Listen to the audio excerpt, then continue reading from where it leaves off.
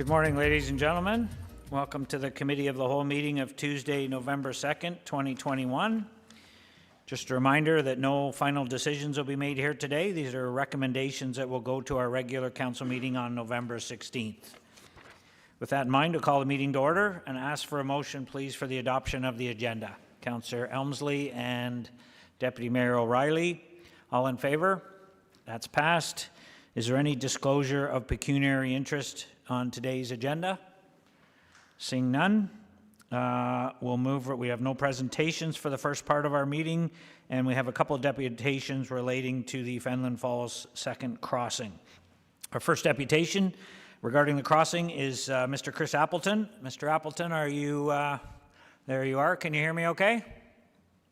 Yes, I can, Mr. Mayor. Can you hear me? We can hear you just fine, sir. Just a reminder that everybody for deputation get if you could keep it to 5 minutes, it'd be much appreciated. And you're on. Go ahead.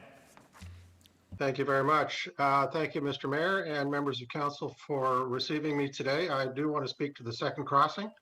I just want to take a moment at the front of this deputation to celebrate some of the successes we've had in Fenelon recently. We've got a new splash pad, new washrooms. We've got the Grove Theatre. We've got the Fenelon Marquee. We've got Sculpture Garden. We've got the Horticultural Society improvements. And of course, the main roadworks downtown. That's a lot. And we're thankful for the support of council and the support of all the staff, various departments, and especially all the volunteers in Fenelon. So we're doing good things. And we've got a little bit of mojo back in town. But we still have a big issue, which is the issue for this deputation, which is traffic.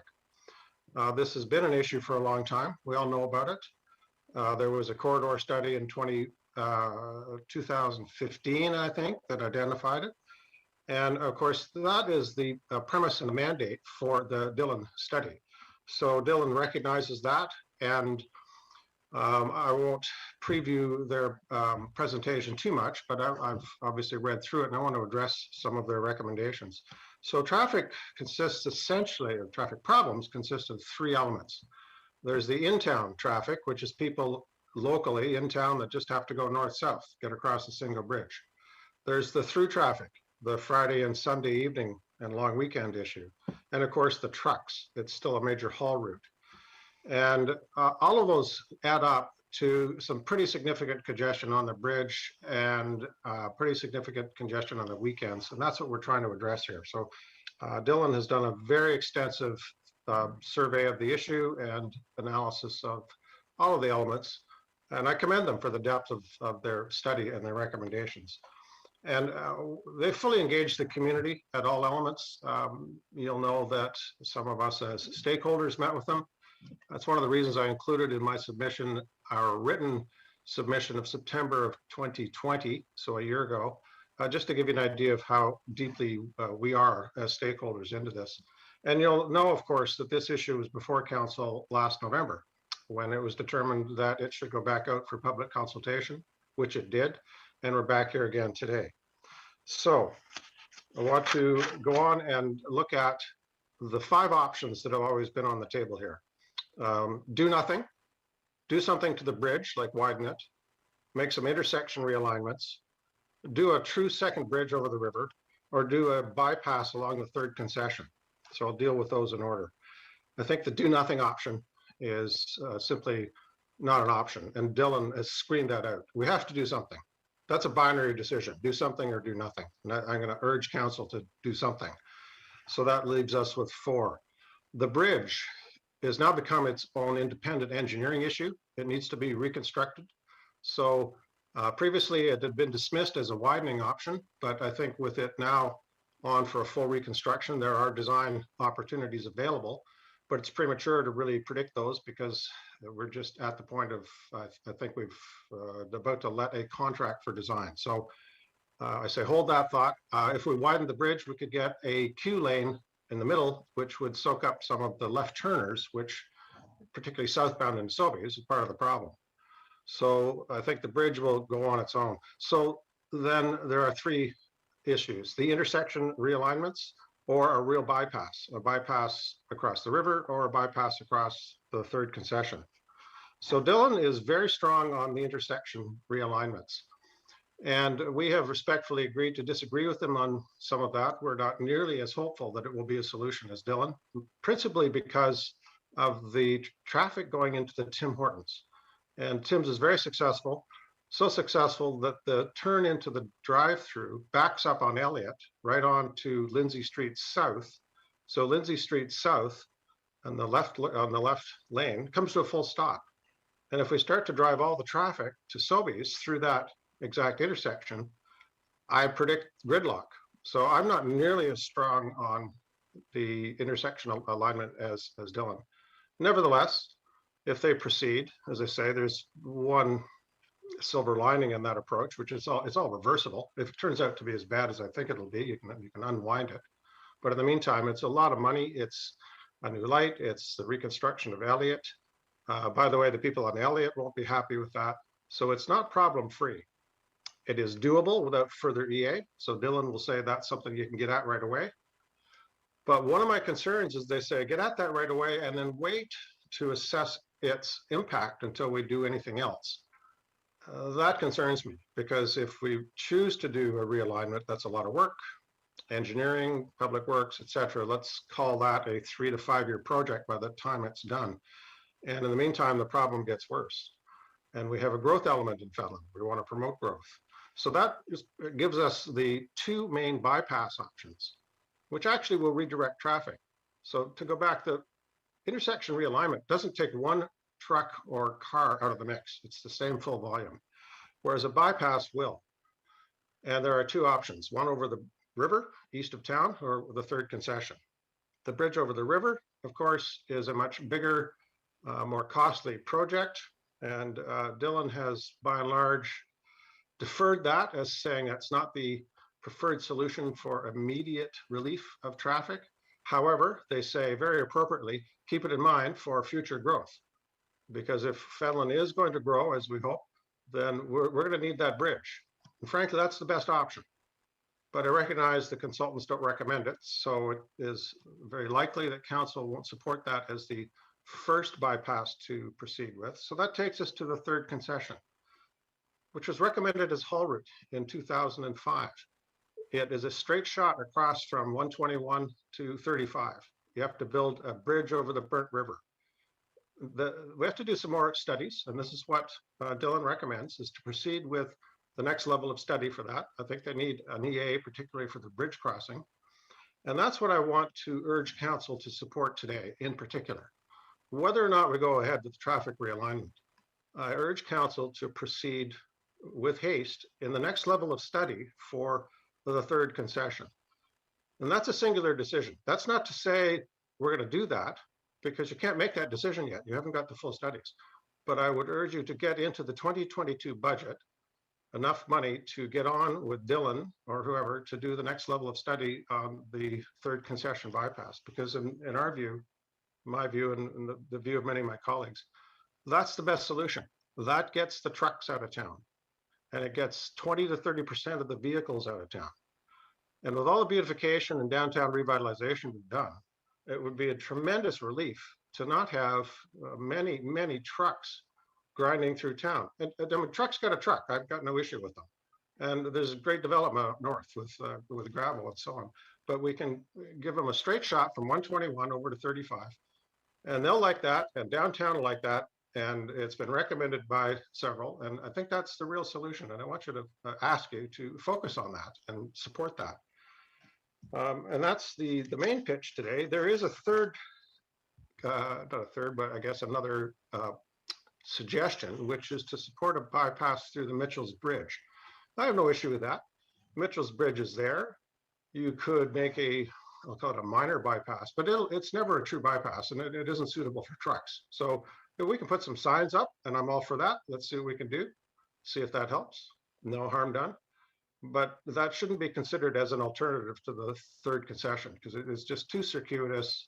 It's a kind of a dipsy doodle and across a bridge, and the trucks just won't, it's not suitable for trucks. And Dylan says that too. So that's the main issue. And that, in summary, is my pitch to get on with the next level of study for the third concession and think hard about the intersection improvements. And with that, I may have used up my time. I'm thank you for listening to me today. Thank you, Mr. Appleton. I'll get a motion to receive, and we'll see if there's any questions for you. So let's get a motion to receive the deputation and the correspondence that came with it. Councillor Elmsley, second by Councillor Dunn. Any questions for Mr. Appleton on his deputation? Councillor Riley, go ahead. Just a brief one. Thanks for your deputation. You mentioned trucks and everything in Main Street. I think there's also a fair bit of congestion from time to time with big machinery too, as well. Going across the bridge. Yes, if I may, yes, through you, Mr. Mayor, that's correct.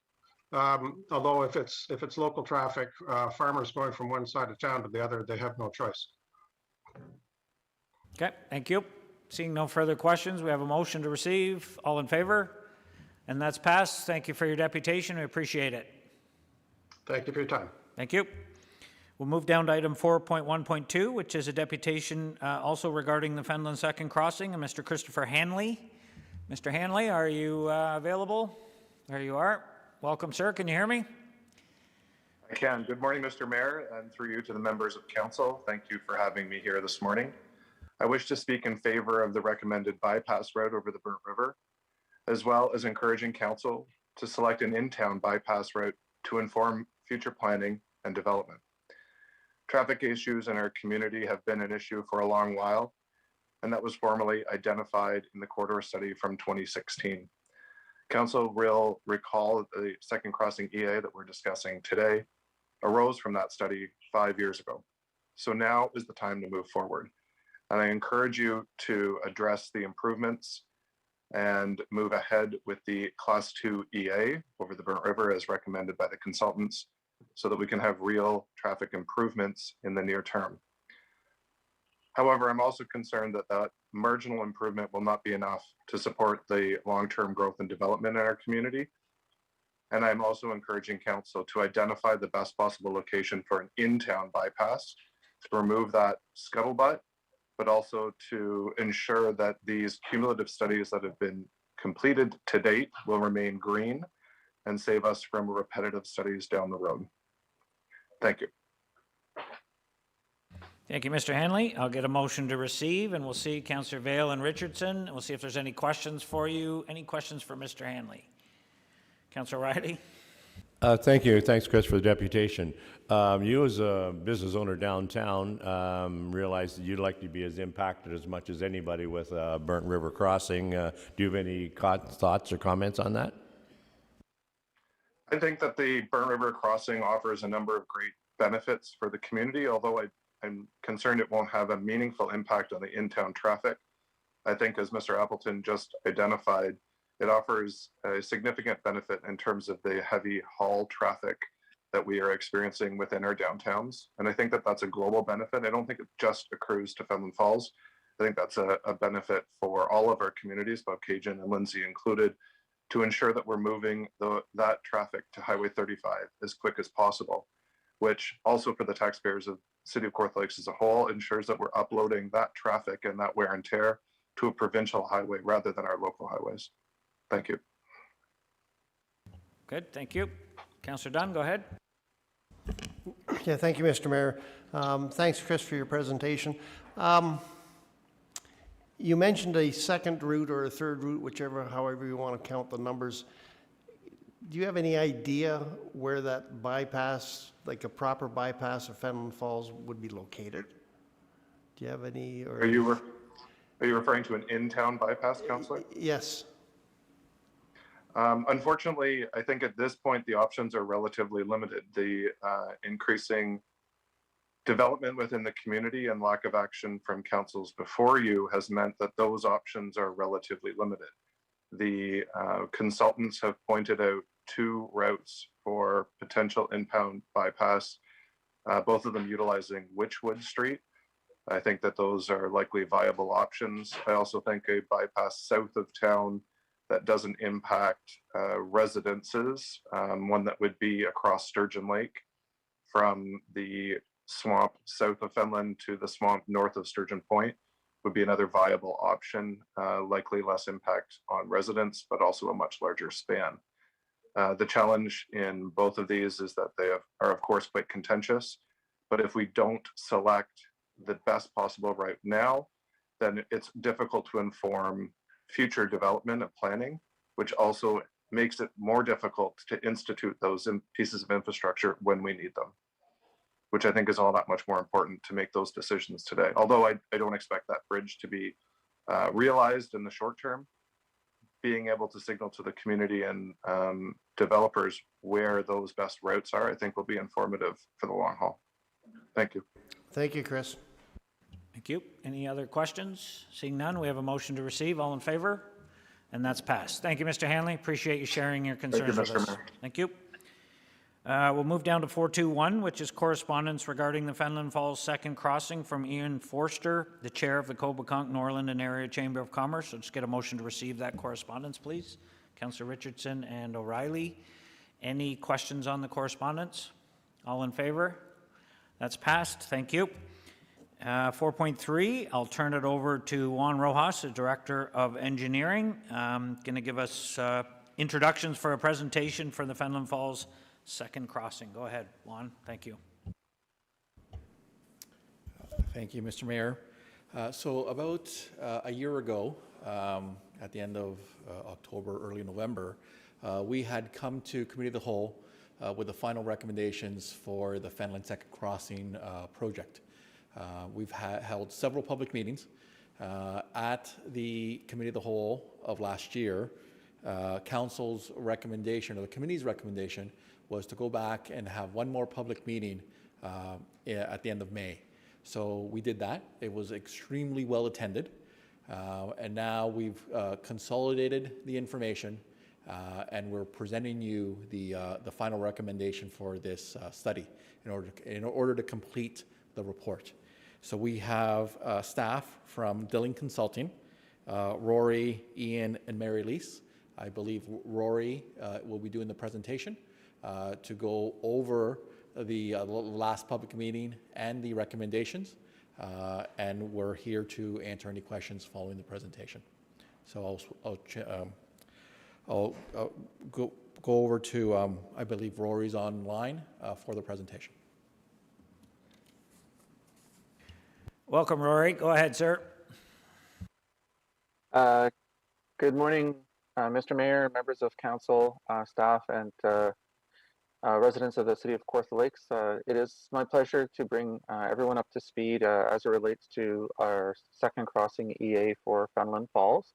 I realize that presentations in regards to the work of the EA have been made in the past, and really the core of today's item is to make sure that Committee of the Whole has a line of sight on the most recent round of consultation that has been undertaken. However, it's important to ensure that anyone who's coming new to this particular exercise and is hearing it for the first time has the benefit of some context.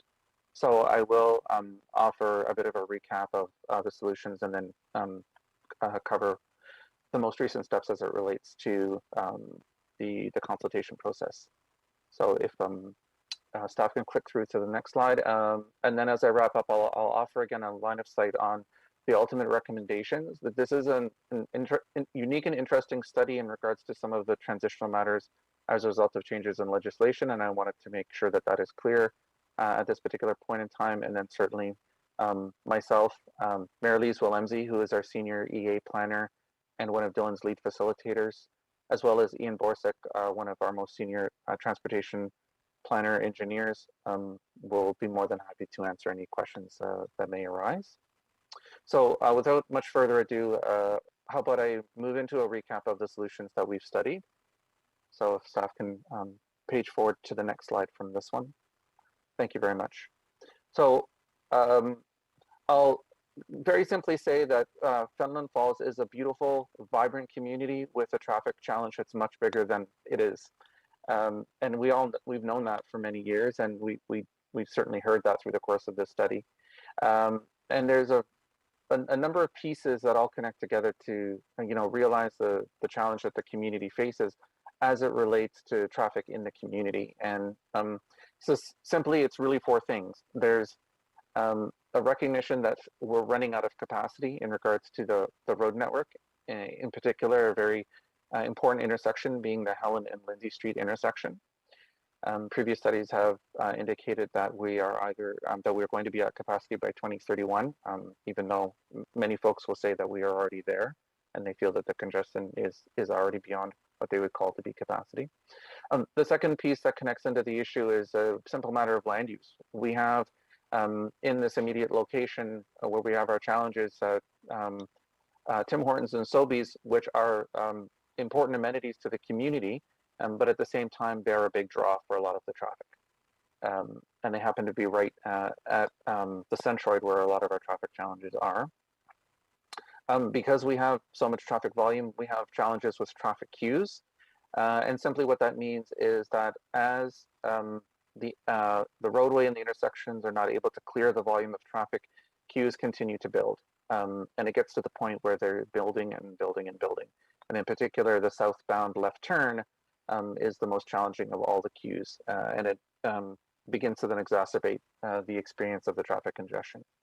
And then the other piece that connects into this puzzle is the access control. There's, in this particular location, an ability to go in every direction. You can turn left, right, or go through, and you can do that in all four ways.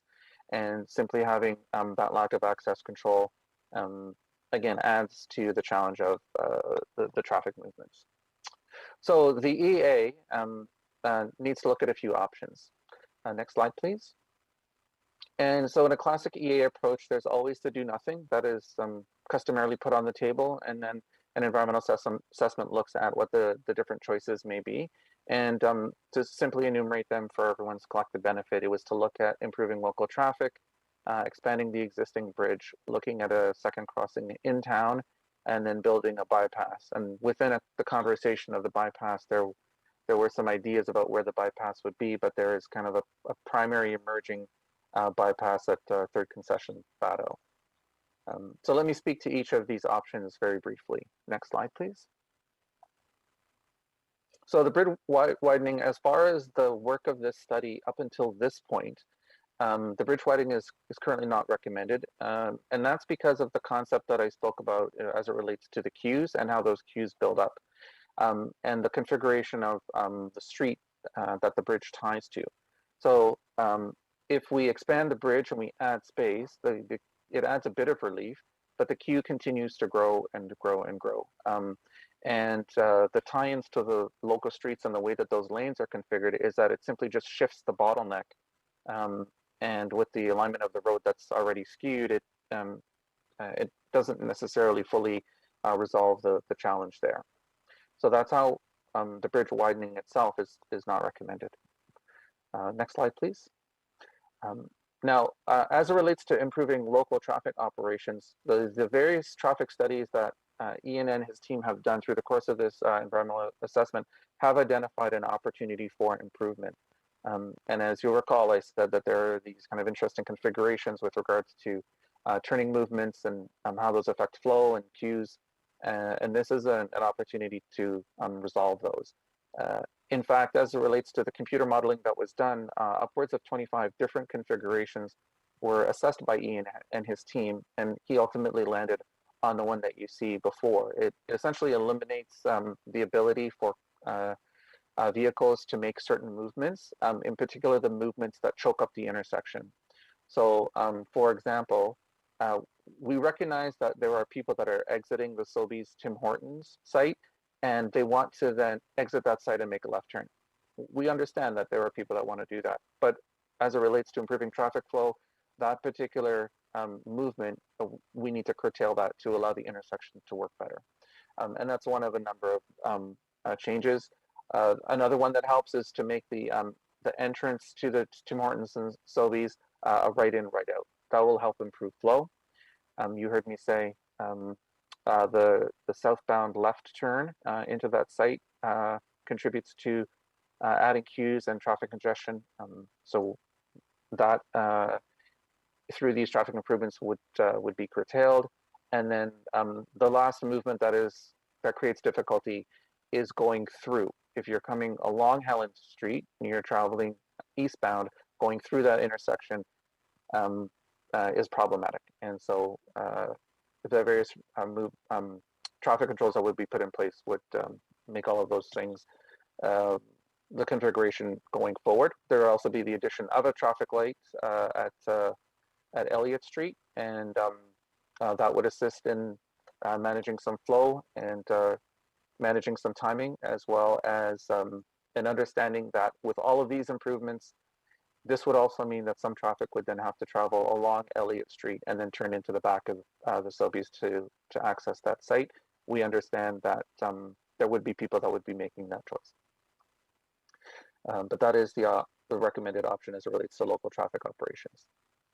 Next slide, please.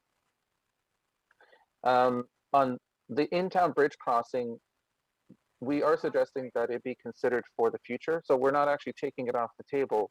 What we're saying is that it remains as an option that may have merit given the needs for the community. So it's not recommended as an immediate solution. But to keep an eye as Fenelon Falls continues to grow and change, and consider whether or not an in-town bridge crossing may be suitable in the future. And that's simply because the scale of the impact and the cost outweighs the apparent benefits. We're talking about moving traffic in front of a public school. We're talking about a crossing for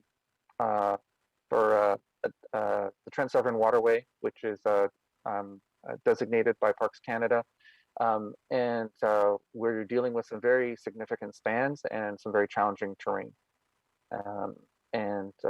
So again, very simply, an in-town bridge crossing is now outside a future for Fenelon Falls. It's just simply not recommended as part of going forward at this time. I'll continue on to the bypass on the next slide, please. So the bypass, we do have this as a recommended option for further study, and I'll explain why those two things go together, recommended for further study. So the bypass is seen as an opportunity to move some of the traffic congestion outside of town. Certainly trucks are problematic, and there's an opportunity to do that, get the trucks out of town. And this bypass was previously identified in the Hall route study from 2006. So it's the concept has existed for quite some time. And it would involve a bridge across the Burnt River. On the next slide, the reason I said that the bypass is all recommended but subject to further study is that in the passage of time, the province of Ontario has changed the rules as it relates to environmental assessments. So anything related to water crossing is now subject to a Schedule C municipal class environmental assessment, and we had started this process as a Schedule B exercise. And what that means is that a Schedule C is a much more elaborate, more thorough review of various options and an ultimate recommendation in terms of looking at the impacts to properties, the natural environment, and the existing communities. And specifically actually looking at the bridge design, which is something that is required as part of a Schedule C municipal class environmental assessment. And all of these actually do make sense. I think it's worthy of me indicating this. The Burnt River has a very substantial floodplain, and the design of the bridge in this particular location would need to be mindful in regards to the size of the floodplain and the engineering considerations in this particular area.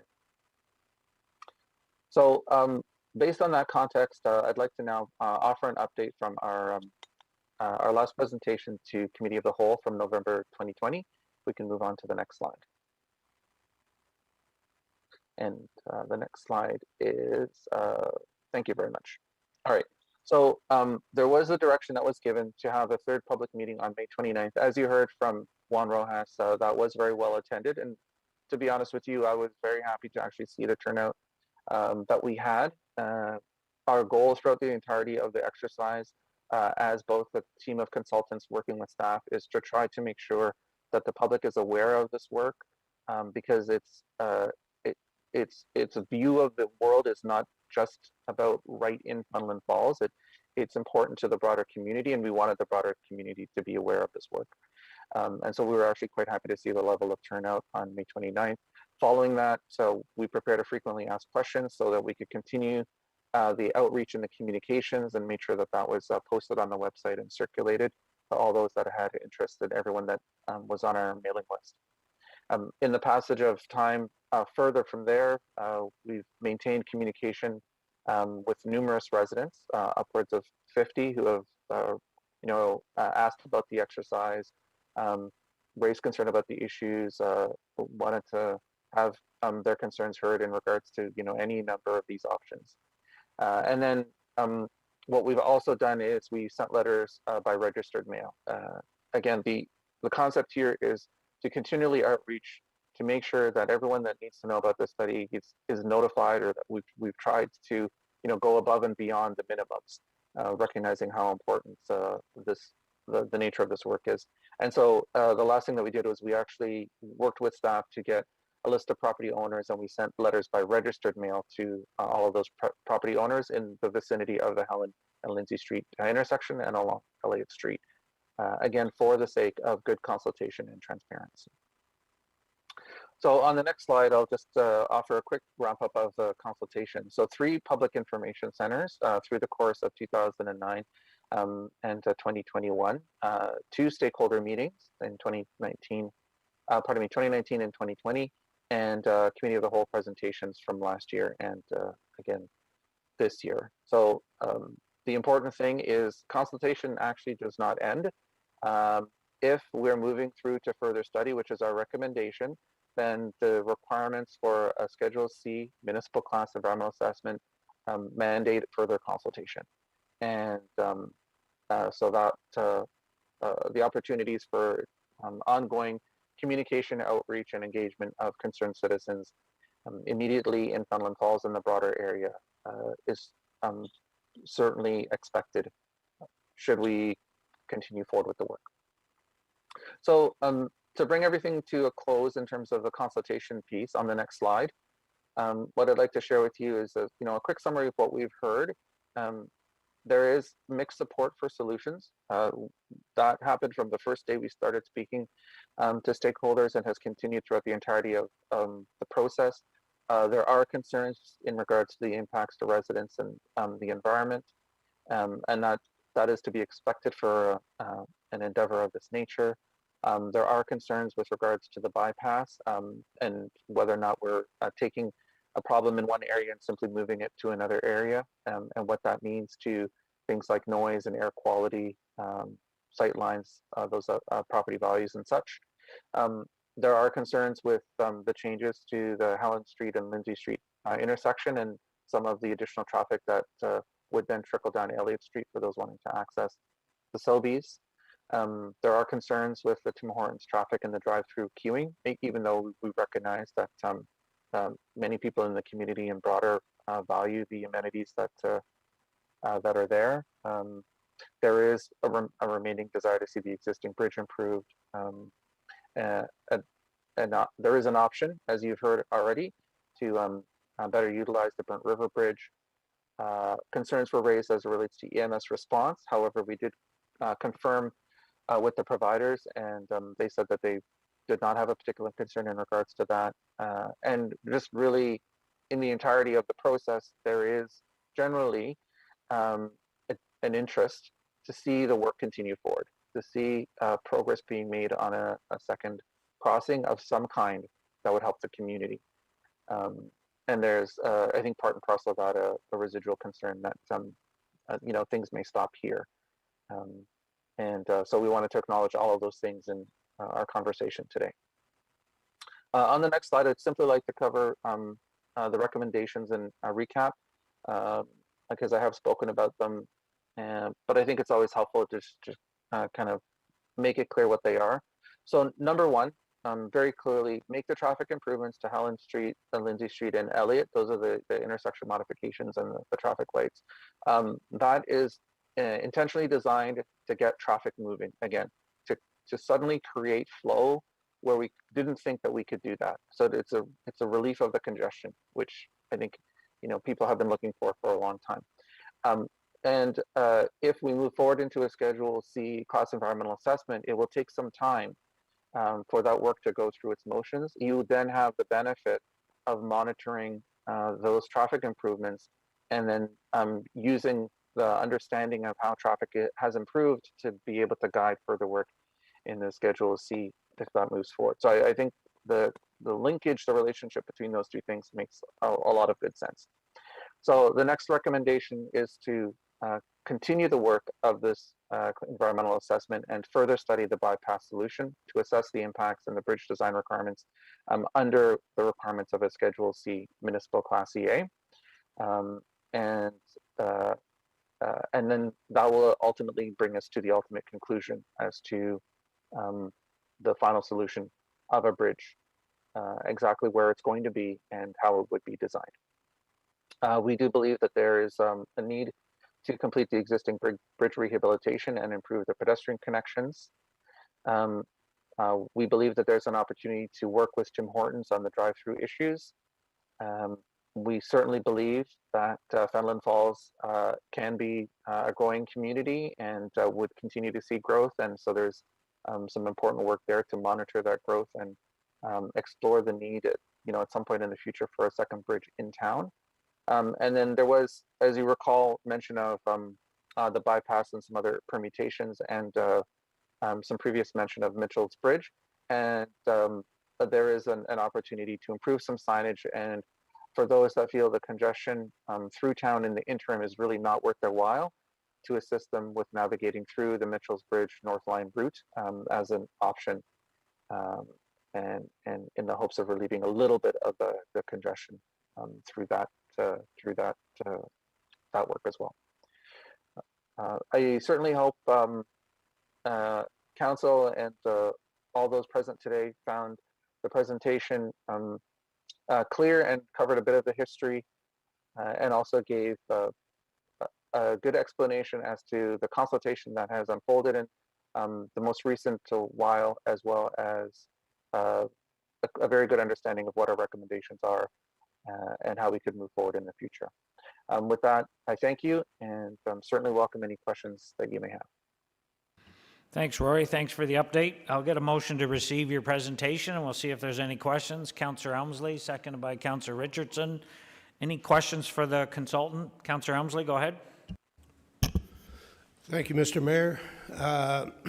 Thank you, Dylan, and engineering, and everybody else who's spent a lot of time on this issue with Fenelon and trying to improve the traffic. I just have a couple of questions relating to, I guess, details of the study.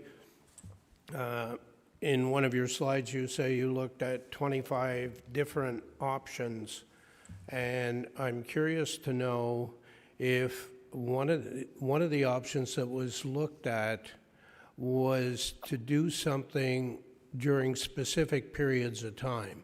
For instance, was there any thought that from the period of the 24th of May through Thanksgiving, that, for instance, maybe you don't have parking on Coburn Street, and maybe you don't allow left turns between 2 in the afternoon and 7 in the evening, which is when typically the traffic is at its height.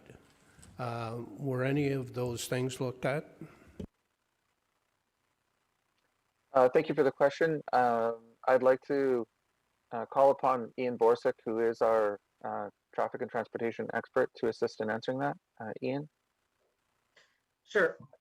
So for the analysis, we did focus on the peak periods, specifically during the weekday peaks and then a Saturday midday peak period through the busiest season. We kind of looked at what that profile would be and noted the challenges in the peak periods, and that's really what we're focusing. Yes, there would be opportunity depending on how the restrictions get implemented. If they're done with physical measures, implementing a channelized right in, right out to facilitate and kind of ensure that people follow that and don't do prohibitive maneuvers. Yeah, then there's opportunity to just do it with signage, and that can be restricted to certain seasons. If there's a physical measure, then that's just the way it would need to be. Thank you for that. One of the things that concerns me is putting a light at Elliott Street. As you know, there is a potential for a development behind Canadian Tire, and if that were to go in, there would be a light at Canadian Tire. There would also be, I believe, plans to put in 2 crosswalks on Lindsay Street, as well as putting a sidewalk on the east side of Lindsay Street. So to go from one end of Fenelon to the other, you have the potential for 6 stoppages.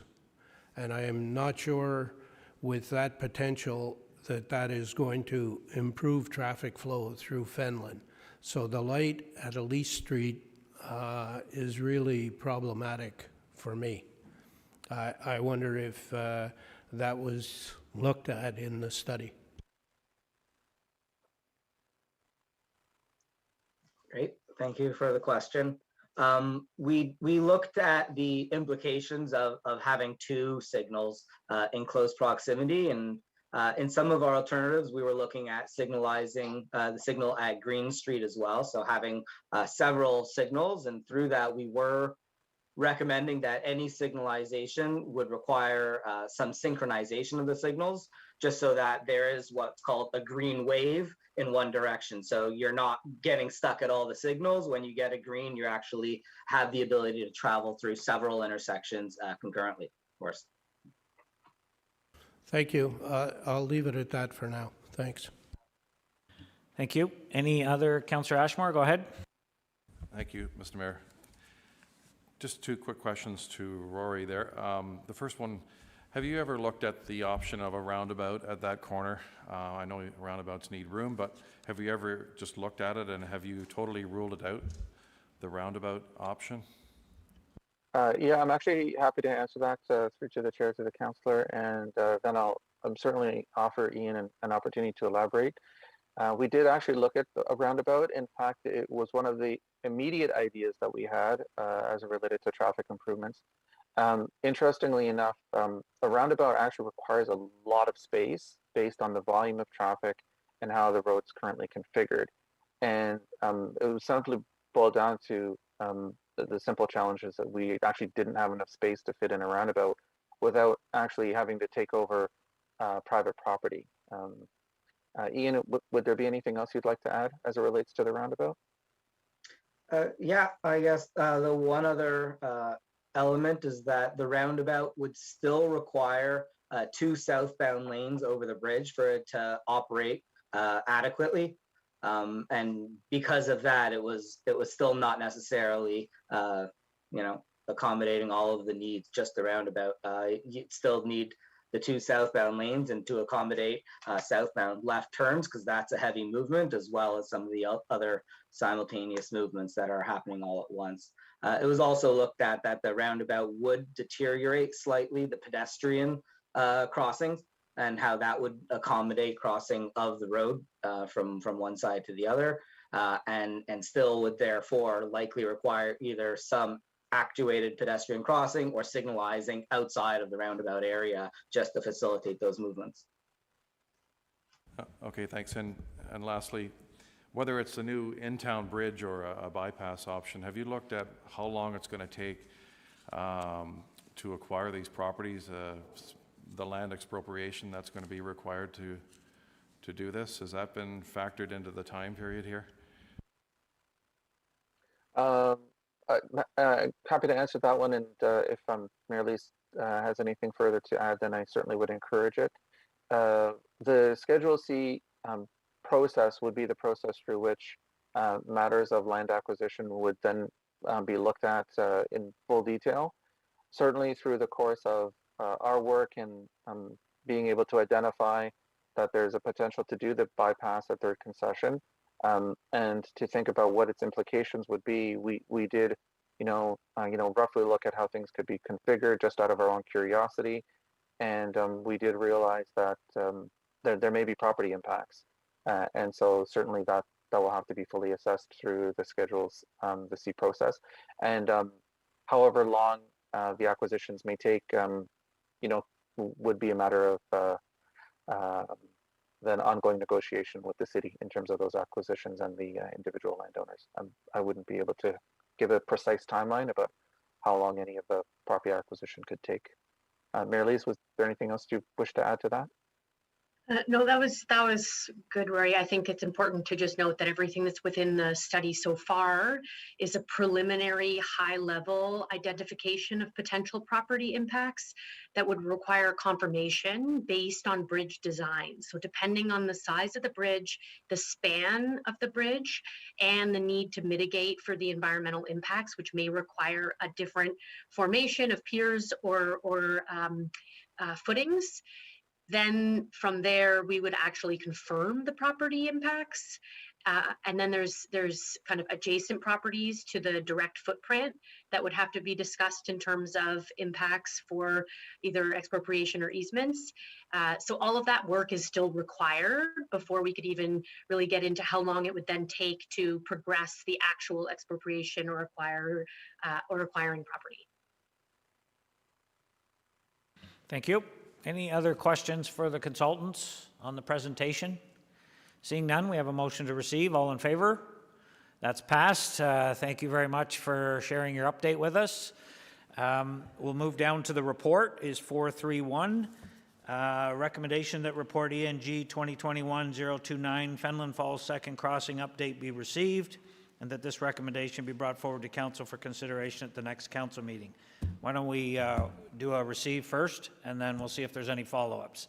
Councillor Elmsley, seconded by Councillor Vale. Any questions on the receive? All in favor? That's passed. Follow-up motion. Councillor Elmsley. Thank you, Mr. Mayor. I do have a follow-up motion that the following recommendations be brought forward to council for approval. And I will start with, we move forward with getting more information on the bypass at the third concession as recommended, that better signage at highways 121 and 35 be done in order to inform people that they could bypass by going to the third concession and then using Mitchell's Bridge to get back to 121. I would also put forward a recommendation that we look at restricting left turns on Fridays from 2 p.m. to 7 p.m. on Lindsay and Coburn Street between the May 24th weekend and the Thanksgiving long weekend. Similarly, I think we could look at no parking on Coburn Street during the same period of time, from Friday at 2 p.m. to 7 p.m. and for the duration of the May 24th weekend through the Thanksgiving long weekend. They also look at an advanced left turn into Sobeys and out of Sobeys at the corner of Helen and Lindsay Street.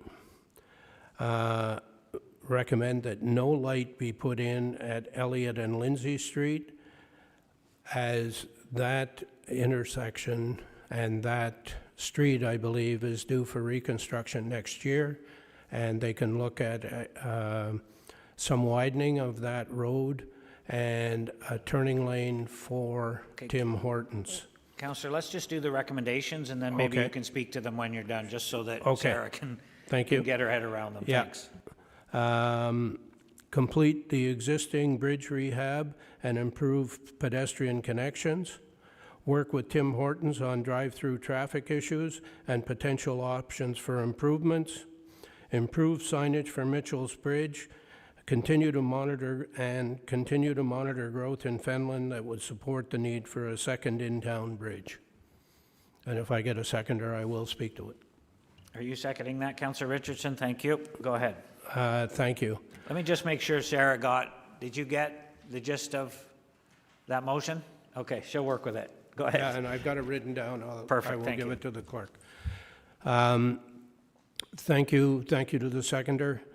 I think what we're recommending here is a way forward and doing something that will improve the situation in the short term and give a plan for improving the situation in the long term without materially hurting businesses at and around Helen Street and Lindsay Street, and not materially damaging businesses downtown.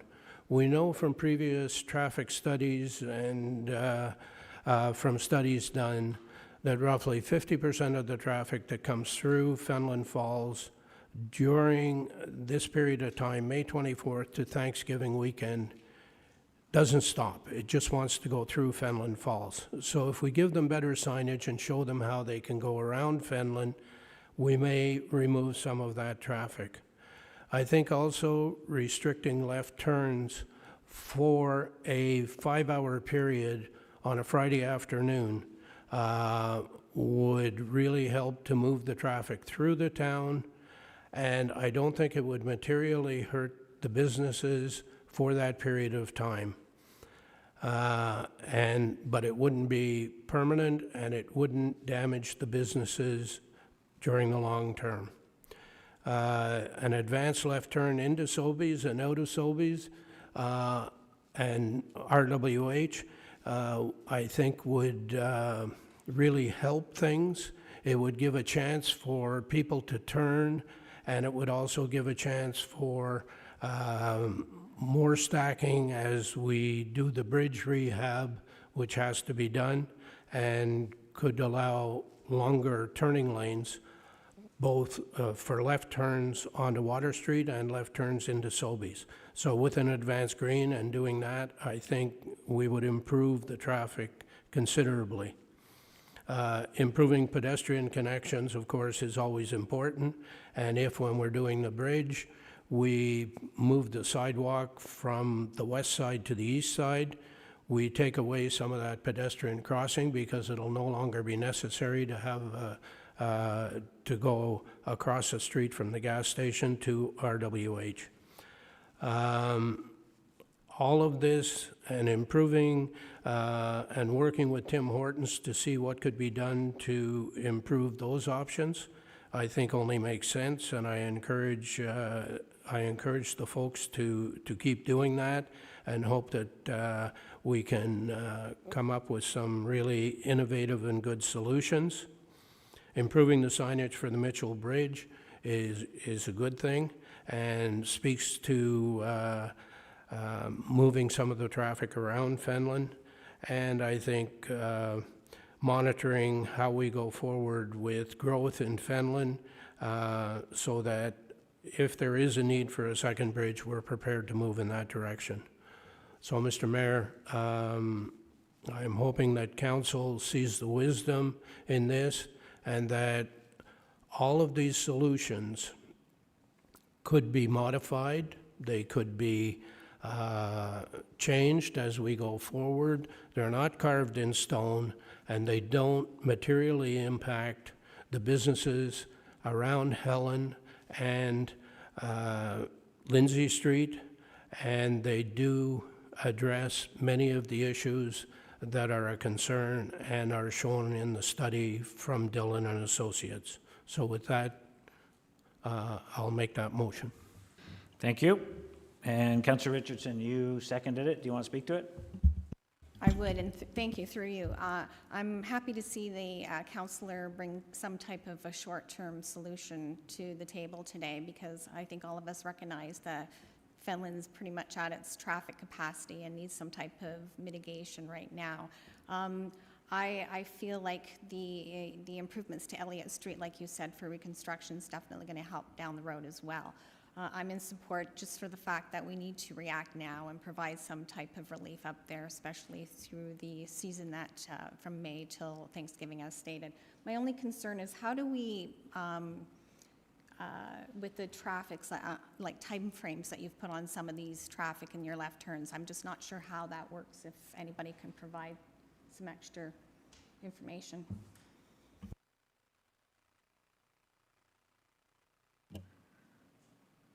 Timeframes? You're asking for, maybe Juan can comment on that? Sorry, I zoned out there for a minute. Go ahead, Director. Thank you, through you, Mr. Mayor. So a couple comments. So the traffic restrictions are simply done by signage. So you just prohibit certain movements through certain times of day or through seasonal throughout the year. So it's very common practice to do that. That's not difficult whatsoever.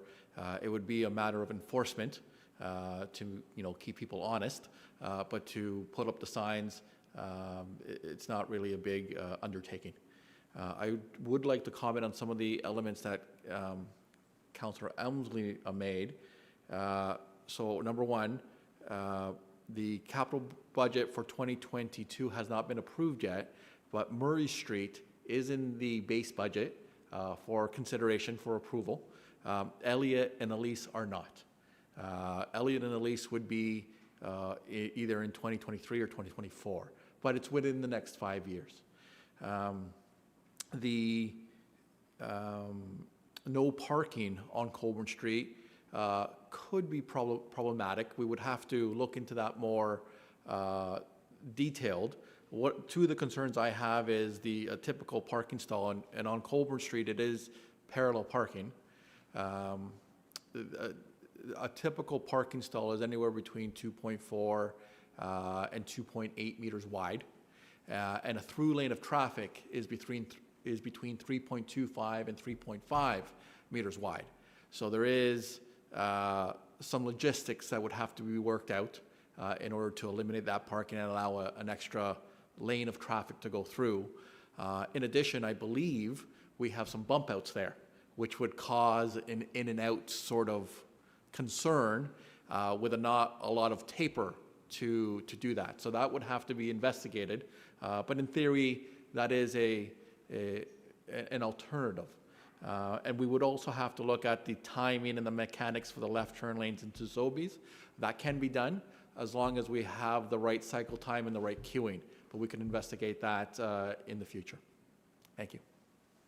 So I'm going to assume that the councillor's motion is really leading to exploring these options to see which, not just necessarily do them, but let's explore them and see if these are the best options moving forward, correct? That's correct. And also, just to Director Rojas, the reason for the parking restriction on Colburn Street on Fridays, I wasn't thinking more of a second lane of traffic being freed up, but rather people parallel parking and holding up the traffic behind them and trying to pull out into the traffic, that it would eliminate that during that period of time.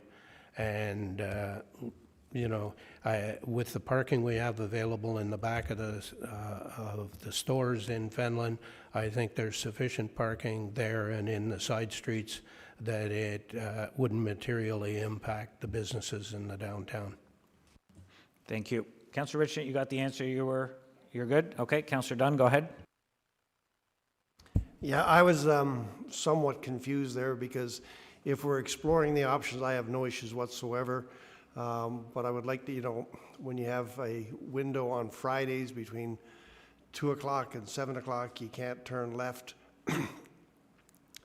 By the time you read the sign and looked at your watch, you're probably already trying to turn left. And some of those nuances I would like to hear staff, come back on.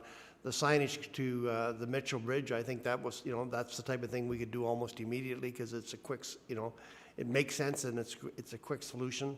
But there's so many variables in that motion that, but if we're just going to have staff study it and report back on the variables, I'm fine. Thank you. Councillor Ashmore? Thank you. Just a question through you to the mover. In the report, it says, they were talking about Tim Hortons as one business. The last few words were overall relocation. So that's an option that some of these businesses may have to actually relocate, not just Tim Hortons, but maybe the one across from it. There's at least three there in that corner. Would that be something, hopefully they don't have to, but is that something that may happen potentially? Well, I think what they're doing is they're keeping all their options open, and in discussing options with the businesses, I'm sure they will discuss it, And of course, the businesses will make their own decisions based on what's best for their businesses. And I can't judge what the Tim Hortons folks might or might not do. Okay, I'm good with your motion. I mean, it's some of the concerns Councillor Dunn has, but if we're going to look at it, you know, I think what I like about them is that it's a softer approach up front. Let's try something a little less than all the traffic improvements that, you know, certainly respect what the consultants are saying, that, you know, this is what we could do right now to solve the problem.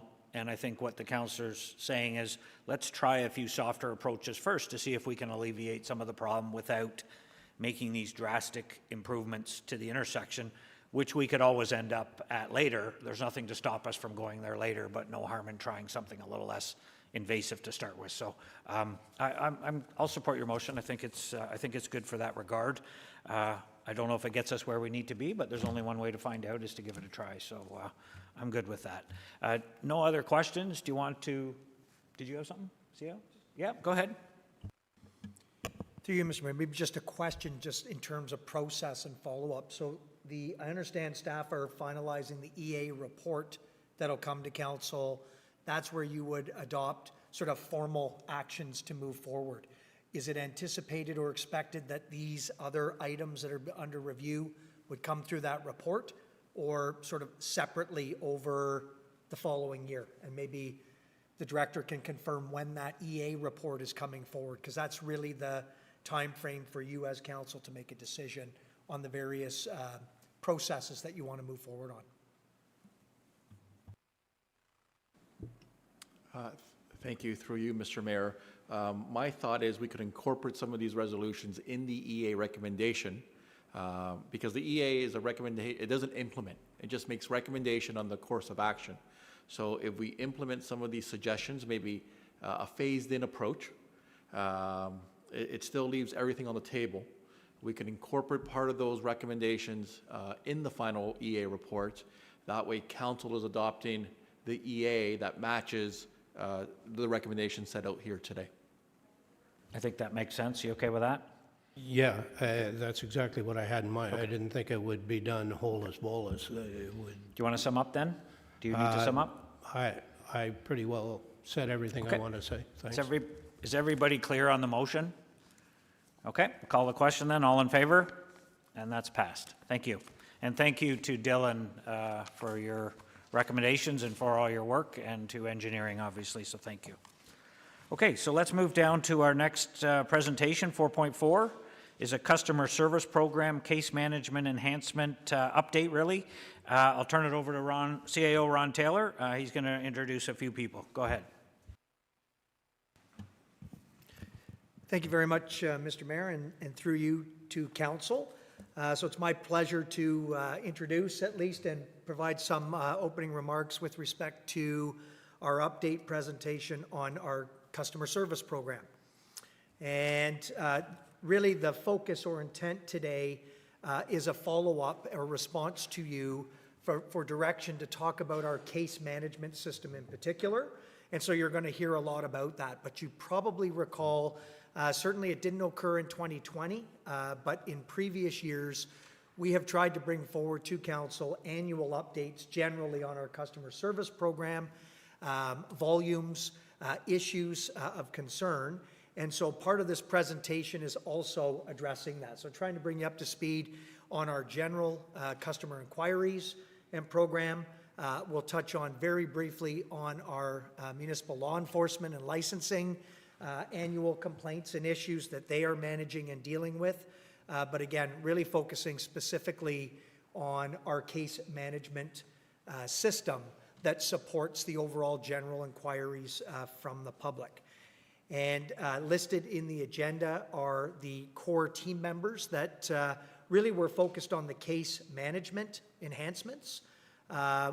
Craig Shanks, the Director of Community Services, couldn't join us today, but sends his regrets. Brenda Stonehouse from our OSM group was part of the team, as well as Chris Moncrief with our IT division, and Leanne Donnelly, who is currently our acting manager of Customer Services. So this team has collaborated. You'll hear from some of them today. And so next slide, please. So we're up, yeah, we should be on slide number 2. So in terms of how our program is guided, we really look at it through what we've established, which is a customer service standard. And in that standard, which is really our sort of guidelines, if you will, for our program, their goal is to provide service excellence at all levels within the city and focus on the customer and customer satisfaction. And so that particular document outlines certain objectives of all of us. Respond and acknowledge receipt of customer contact within a reasonable time frame. Provide accurate information or the avenue for the customer to receive it. So we want to be responsive, provide fair and consistent treatment and response, be polite and respectful, and provide a response and ensure completeness of service or request. So those are sort of the fundamental guiding principles within our current customer service standard. Next slide, please. And as you know, all of our work that we do, we want to make sure that we align with the strategic plan, your plan, and your priorities and objectives. And so this slide really highlights certain areas specifically highlighted in the strategic plan currently with regards to our commitment to customer service.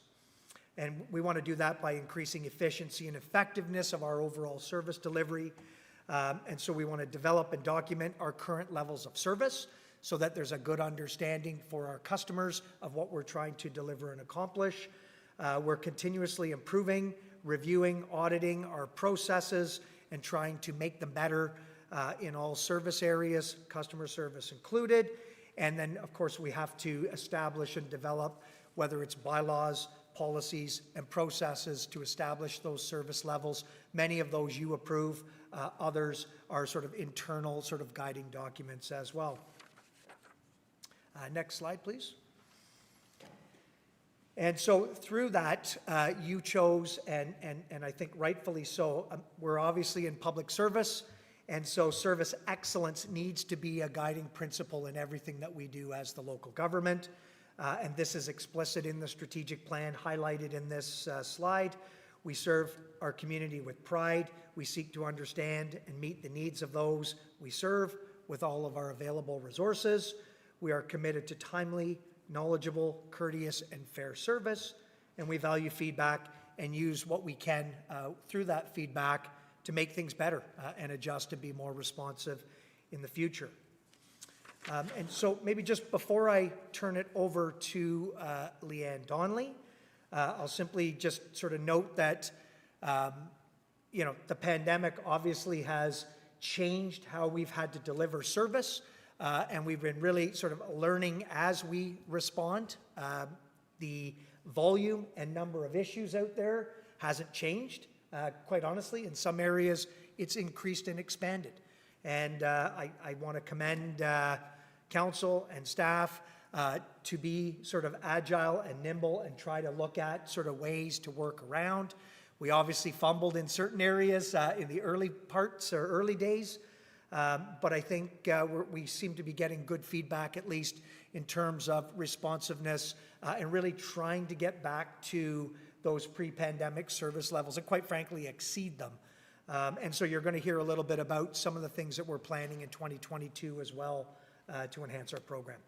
So with that, Mr. Mayor, I'm going to turn it over to the manager, Leanne Donnelly. Thanks, Ron. So I'm going to start with the next few slides and provide an update on the case enhancements that we've made over the last year. So Ron's already introduced our team that started to work together. So if we can flip over to slide 6, I'll start there. So how we use CASE at Kawartha Lakes. In 2017, the City of Kawartha Lakes began using the JDE case management system by the following divisions: utility billing, engineering, public works, which encompasses roads, solid waste, water and wastewater, parks and recreation, building and property, and customer service. Our Kawartha Lakes Human Services team also uses JDE case, but it's under a separate management cover, so it won't be reported on today. And municipal law enforcement and licensing, as Ron indicated, uses a different system to track their cases and occurrences. And we will give a brief update later on in the presentation. Next slide, please. So here is just a graph showing you a number of the requests received per year. You'll see in 2019, we had about 8,600 cases. Now this is the pre-pandemic number. You'll notice 2020 is significantly lower. That did have an impact. The pandemic did have an impact on this, just with service closures and things like that. 2021, we are trending upwards again, and we do anticipate that our numbers will be back up. Next slide, please. This slide demonstrates the number of cases we receive by division. So you'll see the Public Works Roads Department does receive a significant amount of cases in comparison to the other divisions. PRC is next in line, followed by the other divisions of Public Works, Solid Waste, and Water Wastewater. Utility Billing and Engineering both receive between 200 to 300 cases a year, and Building and Property and Customer Service have a handful of cases, and they aren't reported on this slide. Next slide, please. So how we receive requests. The city receives inquiries, concerns, complaints, and compliments via the following portals: phone, the municipal call center, walk-in at our 4 service centers, and Report It, which is our website direct entry, which is integrated into JDE. Next slide, please. So how does JDE Case work with our customer service standard? The case management system allows us to manage our customer service requests in accordance with our customer service standard by enabling us to collaborate with the public and internal staff by assigning, communicating, tracking, and responding to customer service requests, continuing to improve our assets and services in response to requests, and by finding innovative ways to use JDE Case to enhance the customer experience. Next slide, please. So the JDE Case process has 5 steps to it. The first step is when a call is received by staff or a walk-in inquiry and the case is created. Case is then sent to the appropriate department. The assigned staff will assess what needs to be done with the issue and then either reassigns or takes action. Staff update the case status and information as needed while the resolution is in progress. So this allows residents, when they call in, it gives an update to staff to provide information on their case because the case has been updated. Step 4 is when a case is completed, staff enter information into the notes and close the case. And the final step is departments review their cases monthly to monitor issues and ensure cases are closed in a timely manner. Next slide, please. So in October 2020, a core group was formed to look at ways to maximize the JDE system and what enhancements we could make to best serve our internal users and our external customers. This group included our CAO, IT, Strategy Management, Director of Community Services, and the Manager of Customer Services. The first steps for this core group was to meet with all departments utilizing CASE to understand their experiences, concerns, and suggestions for future improvement. The core group then worked together to come up with possible changes to JDE that would enable staff to better maximize the system and be able to better manage their customer service requests while still aligning with the customer service standard. After consultation with mid-range and an update report to council on our findings, changes were made and we began testing in the PY environment. Next slide, please. So throughout consultation with departments and with feedback from City Council, the following changes were made to enhance how we use CASE: automatic notifications, case status, and updated training. Next slide, please. So the first thing we noticed with the automatic notifications, the first change we made was that we saw that residents were given their tracking number over the phone when they called in for the issue. They often didn't write it down, didn't have reference of their number, so they called back where staff would have to search for it. Often this would result in a duplicate case entered and the original case wasn't found. So the solution to this was, upon completion of the original case entry, an automatic email notification is now sent to the resident. This email notification thanks the resident for contacting the city and provides them with their case reference number. Next slide, please. Along with this, we noticed an issue when residents were not always informed that their case was closed. Staff often fill out the notes and close the case, but the resident was never notified. So the solution to this is, when closing a case, JDE automatically defaults to send a closure notification by email. Now this field can be unchecked so that if a notification isn't sent, if it doesn't warrant it. Not every case may need that case notification sent. So the automatic email that's generated now just advises the resident that their case has been closed and provides them with customer service information and who to contact if they have further inquiries. Next slide, please. So the issue that we came across with case statuses was that cases were often left open for a long period of time. When staff would look up the case for the resident, there was no indication that any action had been taken. So to resolve this, we created some new status options that would better manage the progress and to provide more information to the resident on the actual status of their case. Next slide, please. So this slide shows you the previous status options along with the new modified status options. So you'll see some do remain the same, but we have added an under review and a long-term project code. So again, this will allow staff to accurately give information if a resident calls in to find an update on their case. Next slide, please. So in order to support staff with the new changes, an updated training manual was created. Staff from various divisions were consulted and tested the document to ensure accuracy. Upon review of divisional comments, a final document was created. This was then circulated to all JDE case users for implementation. In addition to the training manual, a standard operating procedure for JDE case operations was developed to assist staff with the process of when to create a case, when to close a case, and a list of resources for further information. Both of these documents are available to staff through our employee website, and additional training is also available as needed. Next slide, please. In order to manage cases and ensure timely closures, the following reporting options are available for staff. Subscribed reporting through Reports Now, search functions through JDE Case, and our JDE E1 pages. Next slide, please. Through Reports Now, staff can subscribe to receive a report directly in their inbox listing the open cases for a specific provider group listed by assignee number. This report can be emailed as frequently as required and allows staff to see all the information on their open cases. Next slide, please. Through JDE Case, staff can use the fields to search cases by status, caller contact name, address, city, assignee, date, or other available fields. This information can then be exported into Excel to view, filter, and track as needed. This allows reporting on all cases entered to a specific contact. For example, cases requested by a counselor, or cases created on a specific street or area. Next page, please.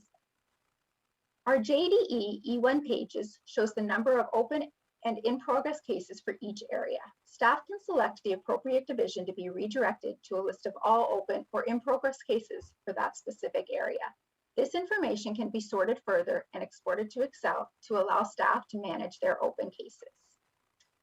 And with that, I'm going to turn it over to Brenda Stonehouse, who is going to discuss how we're visualizing the data. Thanks, Leanne. So you heard about the reporting that was available to staff internally, but through this process, we really wanted to create a way for us to share the data more visually outside our organization, so with the public, so people understand how many cases that we are dealing with and where those are distributed throughout our organization. So we wanted to ensure transparency and accountability. It needed to be easy to use and to understand. And we had to sift through the data to figure out what would be the most useful and how we could best visualize that. Next slide, please. So we did create a dashboard using Microsoft Power BI that grabs information from the case database every night and refreshes our dashboard. You can filter by date, division, status, type, or ward. Next slide, please.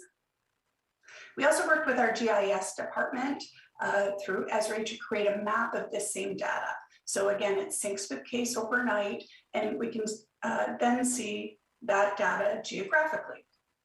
So if it's all right, I would like to share my screen and actually give you a live demo of both of these.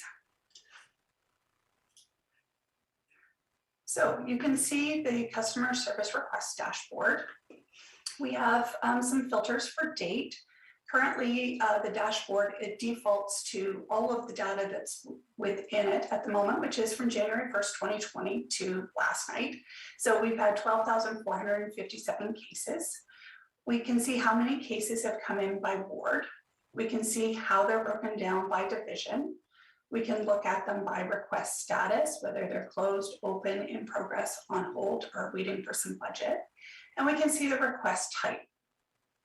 So we can sort through this in a number of different ways. So first, I'm going to just see what we've got for 2021. And you can actually sort this by quarter or by month as well, but we'll just do it year to date 2021.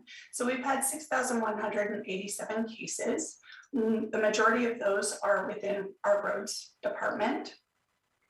You can see them by ward, and you can see that 83% of those requests that we've received this year have been closed. And the number one request type of it, of course, is potholes, which I'm sure is not a surprise to anyone. So we can also sort this a little differently. We can say, okay, I want to see the all the requests that Parks and Rec is dealing with. So their number one is urban street trees. And then a lot of trees you can see in their request type. They have closed almost 40% of the cases they've received. And you can see the majority of those are actually in Ward 5. So if I wanted to look by ward, I could say, okay, in Ward 3, what type of requests do I have and how are those broken out? So again, we can see by request type and by status and by department. We can also search just by status. If I just want to see the open cases, we can see that there. Or if I wanted to do it by request type. So if I wanted to see all the sign requests, I could see that 94 of those are within roads and 4 are with engineering. So there's a lot of data within this dashboard, and I would encourage you when we make this public to actually go in and play with it. It's been on our employee website since September, and we've received some feedback on it and are making some changes due to that. So we've also got the map. So you'll see the data as well here on the map. Now, I will say the numbers on here for the case summary don't match the dashboard at this moment because we've had some sync issues, which we're working through. This is a work in progress. The first thing I want to do is actually change my base map so it's not black and you can actually see it a little bit better. There we go. And here's our legend. So the open cases are shown in green and the closed cases in purple. In progress is sort of that rusty color. And we can zoom in here and see all of the cases geographically. We can also filter this. So we can filter by type. So if we just wanted to see the potholes, we could do that. We can also search by case status. So if we only wanted to see the open cases. And we can also do it by date. So we can put in a date range. So if I zoom in here and I take a look at one of these open cases, click on it, it actually gives me the information for that case. And you can see up here, there's actually 3 cases that are under this one dot. So this is a ditching and drainage request. It's currently open. And it gives us the address of where that complaint came from. If I was to sort through here, there's another ditching and drainage, and the third one is also ditching and drainage. So it gives us a chance to take a look at this through the map. So I will now turn it back over to CAO Ron Taylor. Great, thanks Brenda, and thanks Leanne. So before I sort of conclude, I did want to touch on the municipal law enforcement program because although it's not guided directly through our customer service program, it certainly is a customer service that is ongoing and responsive to complaints under our bylaws. And so we have services that they normally will do. Our public education and compliance-based enforcement is sort of the first line, if I can call it that, of defense. Lately, we've had to enforce actively provincial directives, certainly pandemic-focused and related predominantly. So a lot of the COVID-19 directives or regulations that have come out, our staff have had to shift and move and support those. Parking enforcement, this would be throughout the city and in our urban areas as things have changed. Still trying to be accommodating in some of our recovery efforts as well. So that staff would also be educating on those fronts. So things like outdoor patios that we've done on a temporary basis. Certainly not approving them, but sort of guiding and educating the public on where there may be conflicts with parking, et cetera. Licensing didn't change in terms of what we licensed, but maybe how we licensed certain things. Certainly did to, again, try to encourage recovery, animal control, and the other regular sort of bylaw enforcement issues don't go away over the last couple of years. And so there's a number of staff that are focused on delivering that program through municipal law. Next slide, please. So the complaints, again, like case, we get, the municipal law office gets sort of informal complaints, or maybe more inquiries is a better term, and there's a number of those that they get. And then they also, some of those translate into formal complaints or cases in their particular world or systems. And so administration will receive complaints, and whether they're inquiries from the telephone, email, or online web form, so same approach as our broader case program. And then occurrences are created and assigned to staff. Again, in many cases, some are just inquiries, questions, and they're resolved simply through that immediate interaction. In 2020, that division received about 3,700 calls, and there's some stats there in terms of the busiest months and sort of peak. In 2021, we have stats up to October, about 4,300 telephone calls received, and again, the busiest months typically are focused in the summer. Next slide, please. This slide really just highlights a breakdown of what those complaints or inquiries are concerning. And for each year, 2021 being in blue, 2020 being highlighted in orange. Next slide, please. So this really just confirms not just the number of cases received or occurrences in any given year, but then the number that we've closed. And as you can appreciate, some of these occurrences have a closure time frame that's obviously different than many general inquiries or complaints that we might receive. But that division's done a great job of sort of keeping up with the inflow and then closing those occurrences as best able. And those are the stats for 2020 and up to October of 2021. And so next slide, please. And so just to conclude, Mr. Mayor, so you've heard about highlights from the different sort of program areas.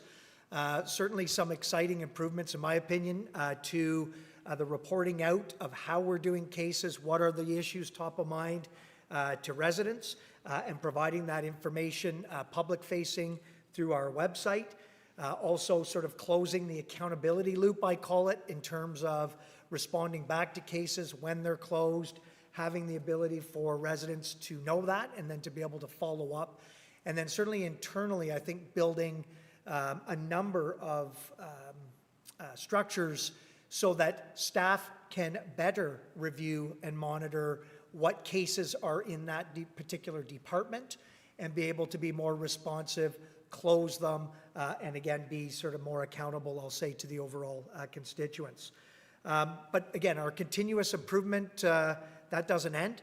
So as you heard, we're going to put these items out in the public, for example, but we're going to be continuously sort of monitoring, receiving sort of inputs, and tweaking those systems so that they are responsive, or if there's certainly information that isn't being provided either to you or to the public that you would like to see, those are certainly future considerations.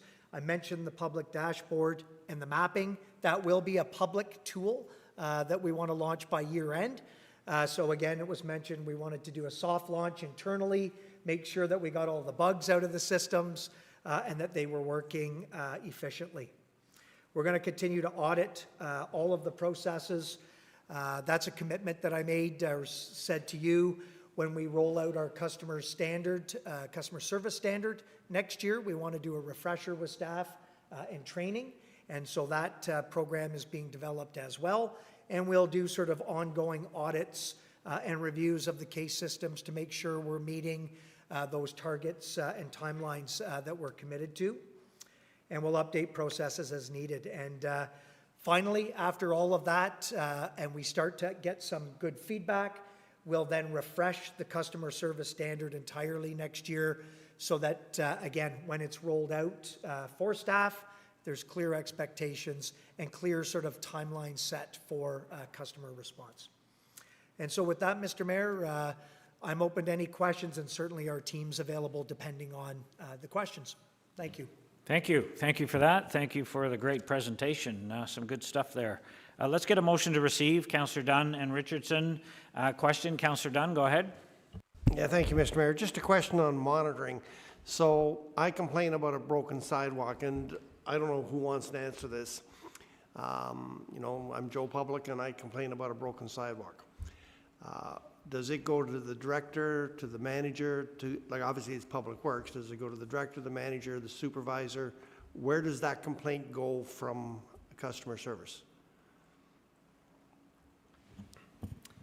So through you, Mr. Mayor, yeah, I was going to say probably Leanne Donnelly is the best to sort of walk you through the progression. Yeah, okay. Thank you. Through you, Mr. Mayor. So what happens when a case comes into the call center or to customer service staff? They put it in, or through Public Works staff who also do their own cases, they put it into the system and they assign it with a case. So it could be assigned directly to potholes or ditching or whatever the case may be. And within the system, that case then generates an email to the manager or the supervisor or whoever has been designated to look after those cases in that area. So it varies through department and through division, depending on what the concern is. Oftentimes, it's the administrative assistant that will first receive the case and then will reassign specifically to, for example, Parks and Rec. They would either reassign it to the arborists or to a north supervisor or something like that. So the administrative assistant will review the case and then put it through as needed to the correct department. Okay. I guess I'll try and tell you where I'm trying to get to, and then you can tell me whether or not I can get to it. Some people have more concern or more concerned about getting stuff off their plate than others are. So I have and I'm just making up a complaint about sidewalks. It could be any, but Public Works gets most issues, so we'll deal with them. How do I encourage that person that that particular issue is important to me, as in, because it may not be important to them, and it doesn't just keep on getting kicked down the road. So it goes to the foreman, go out there and fix this broken sidewalk. Yeah, boss, I'm going to go out and do that. And there's 3 or 4 other jobs, and you know, like, people are busy, so it never quite gets to that high level of priority. How do I ensure that it does? Like, does the supervisor then get a call saying your foreman that you told to go out and do this hasn't done it yet? And if the supervisor doesn't do that, does it go to the manager? Like, is there some sort of chain of accountability where we can say, you're not doing it, and we need it to get done? Through you, Mr. Mayor. So each department or division would be responsible for how they manage their service requests with their workload, their available staff, things that they've got going on. Certainly, every time we receive a follow-up on a specific case, that should be entered into the case so that it is tracked and it can be resent to the manager so that they know this is still being looked at. We're still having concerns with this, and we can follow up that way every time that happens. Again, getting the work done would be dependent on each department and on their staff and on their workload and what their work plans look like. So is there a requirement for weekly, monthly, quarterly, whatever requirement that you know, Pat Dunn put a complaint in, and it's now 90 days have passed and he hasn't had is there some sort of time frame where every 90 days, every 30 days, I'm going to get an update as to where my complaint is? Through you, Mr. Mayor, to the councillor, not specifically to you. You can always call in, anybody can call in and follow up on their case, but there's no automatic update within a time frame that is being sent out. Staff now are receiving, with the options that we outlined in our presentation, there's multiple ways for staff to stay on top of their cases, whether they receive a monthly report or a weekly report, to try to ensure that they are tracking and closing and following up in cases in a timely manner. And with the new training that's been implemented, that is something that we are pushing and striving for, is a quicker response time on our cases going forward. Thank you, Leanne. Thank you. Councillor Richardson? Thank you, and through you, Councillor Dunn, you kind of alluded to a few of my questions, but I do want to make a comment. A lot of people will say, what's your job, Councillor? And I'll say, my job is I'm the customer service rep between the city and the resident. So this is just another added bonus. I know communication is key, and seeing those case numbers being directed to residents and then getting a follow-up saying that it's being resolved is going to go a long way. I just wondered, one comment, Brenda, you made was regarding, we've did a soft launch on the dashboard since September, and you said you've had a bit of feedback. I'm just wondering what kind of feedback you are getting. Thank you. Through you, Mr. Mayor, to the councillor. We've received some feedback on other things that departments would like to see in order to better manage their cases. So the customer service dashboard itself is broad and for all departments using case. I did have a request from, I've had a request from a few departments now to do a dashboard specifically for their department. So I've created one for Public Works that just lists Public Works cases. And instead of that section where it had sorted by ward, they can sort it by depot area. So it's, again, just slicing and dicing that data in a different way so that they can visually see it very quickly, and then follow up by going through JDE to pull a report for specifics on that. I've also had a request from Council's EA on setting up one for councillors. So that's in my work plan, as well as our arborists to look at a dashboard specifically for their area as well. Thank you. Councillor Vail. Thank you. So my question was similar to Councillor Dunn's. So I guess the answer that's come back, I guess my concern would be, or what I would like to see at some point on a go-forward basis is a process and a time frame that these complaints are reviewed, not by the department manager, but by customer service itself. So whether that be the customer service manager or whatever, because what I look at and what I see and what I hear, right, and I totally get, people are busy, department managers are busy, their staff is busy, but if somebody is not circling back and looking at how many cases we have open, how long have they been opened, and then sending out a reminder or having a conversation with individuals that we need to do something, I think we need to move to a place where we're taking this off the responsibility of the resident, right? As a customer, if that resident phones in a second or third time to check on their case, every time that they phone in, their displeasure, so to speak, begins to escalate, right? Because it's totally on them, right? They've already filed their complaint, and I'll give you an example, and it's a little minor one. It's similar to Councillor Dunn's, except it's not made up, right? So the street light on the corner of my street in Woodville was out.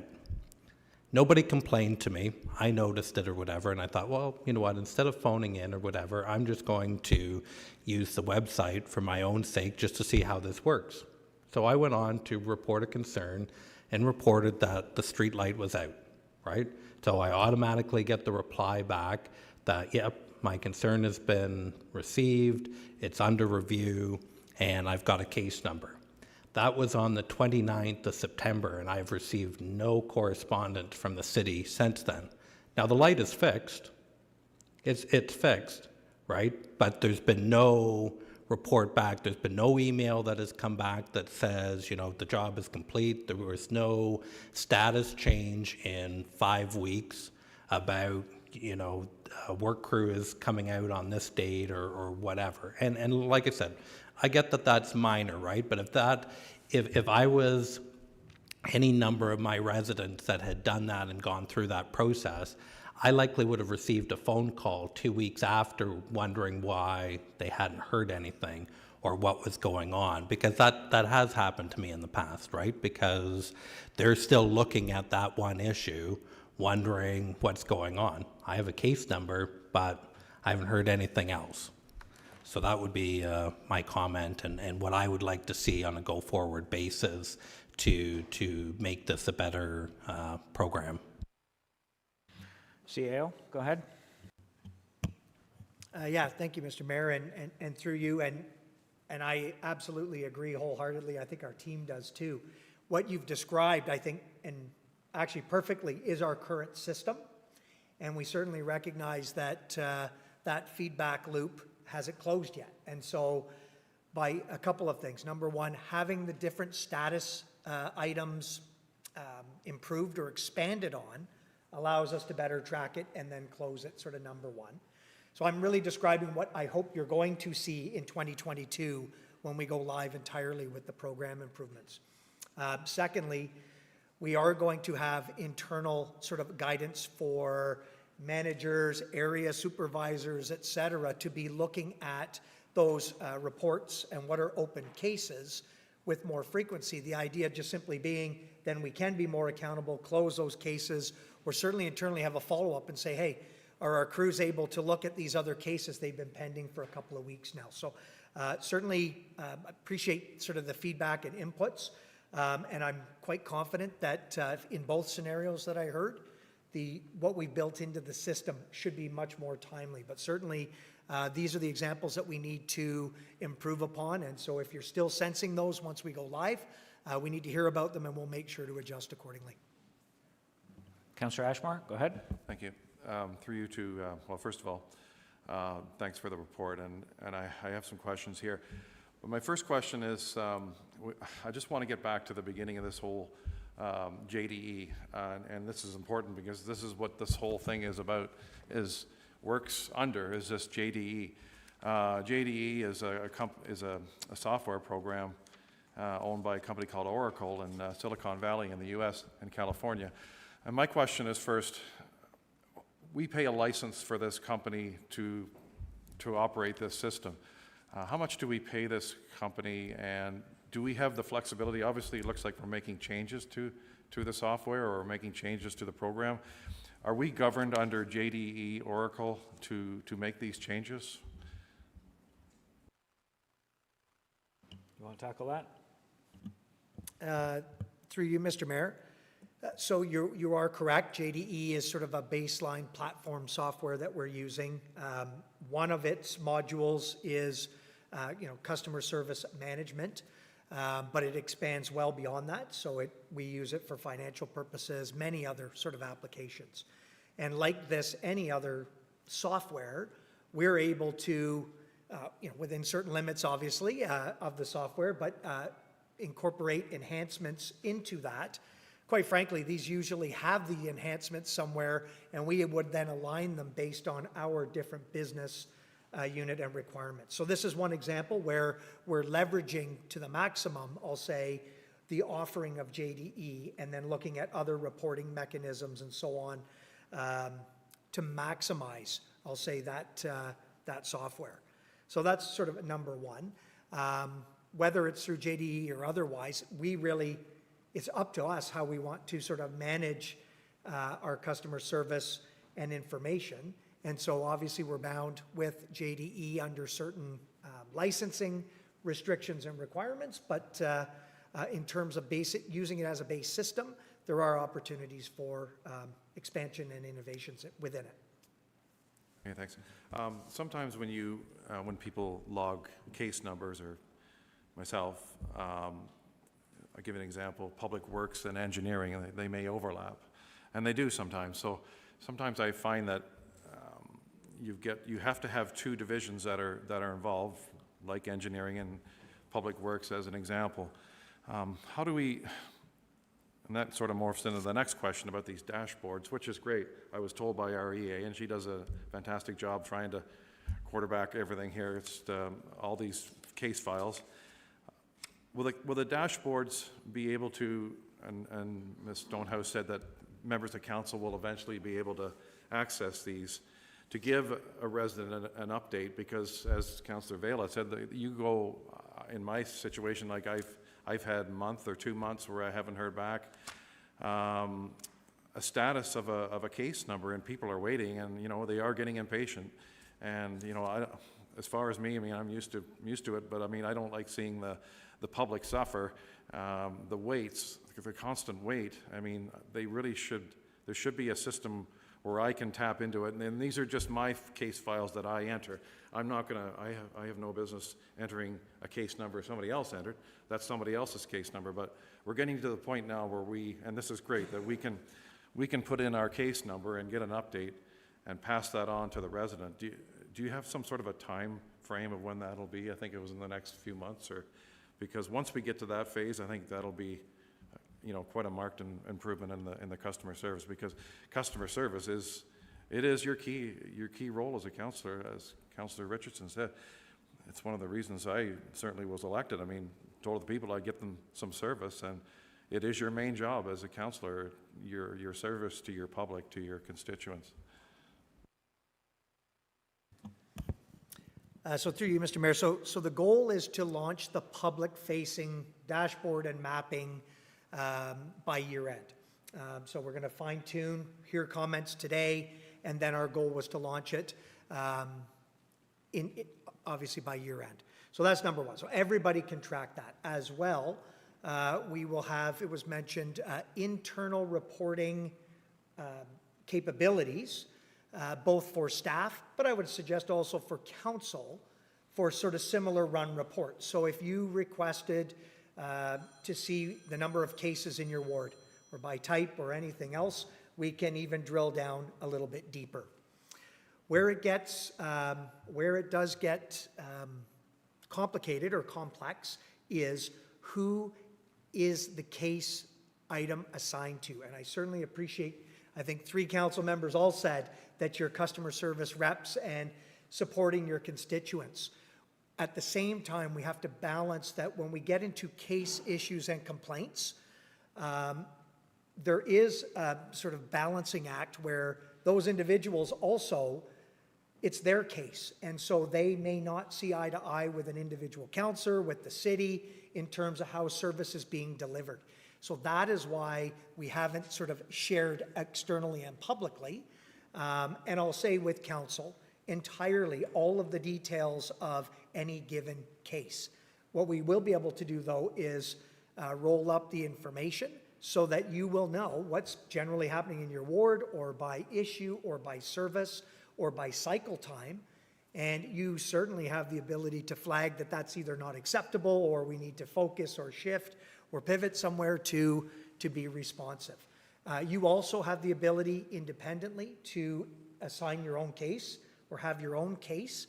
And that's where you would be, like the system sort of described, like any resident.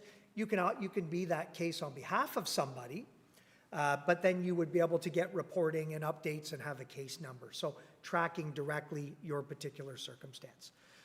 So all of this we want to roll out over, again, into 2022. And certainly if there's still gaps in information that you might require as council or otherwise, then we'll revisit the systems and we'll look at ways to be responsive to that too. Okay, thanks. And finally, bylaw, municipal bylaw, it runs on a parallel program, like a different system called CityWorks. Is there any way that we could have a tracking system for that, or harmonize that with the case system, so you don't have 2 systems working together? And I know they're separate, but is there still is it a privacy issue, or is there maybe another issue that we have to keep running 2 different systems? Through you, Mr. Mayor, and good question to make the distinction. I'll go to the latter. It actually is a privacy issue.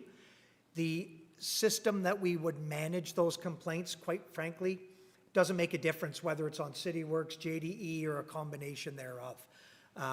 We're able to share the sort of the volume and type of complaints, but no more than that. And hopefully it's appreciated that those complaints are more specific. They typically are violations of a particular bylaw.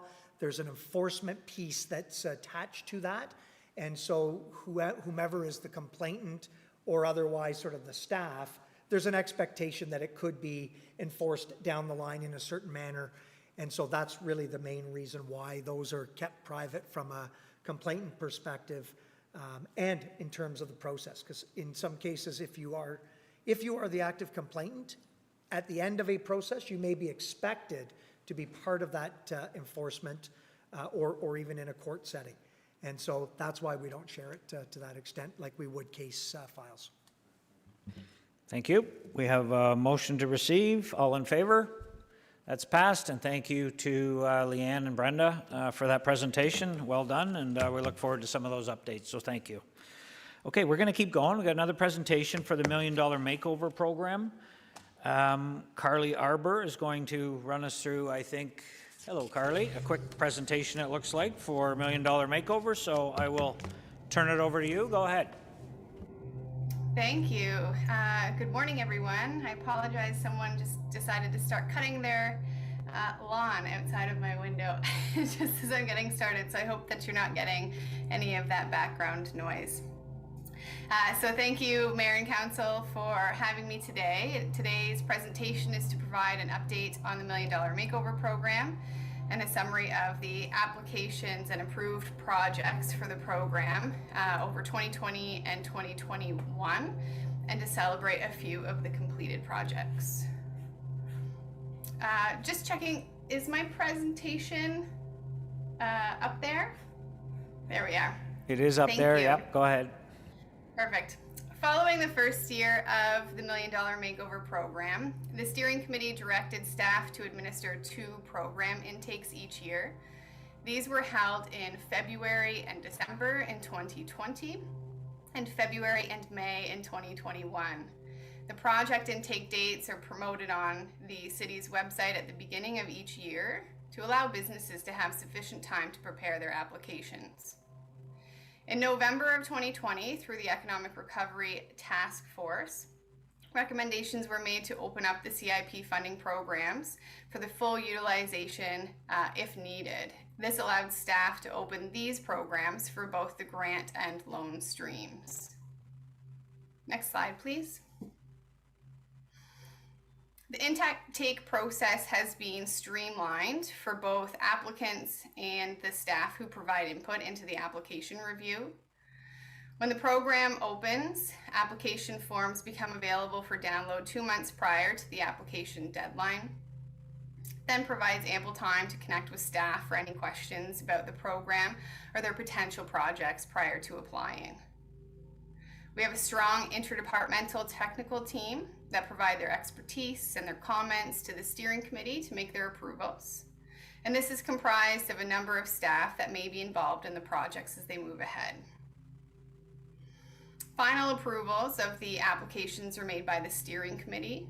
This is comprised of the CIO, Directors of Development and Corporate Services, and the Manager of Economic Development. They are responsible for evaluating and providing a decision on the submitted applications, and they receive the comments from the technical team to support them in making an informed decision. Each application is evaluated based on the information provided in each application and the eligibility criteria and conditions as defined in the Community Improvement Plan.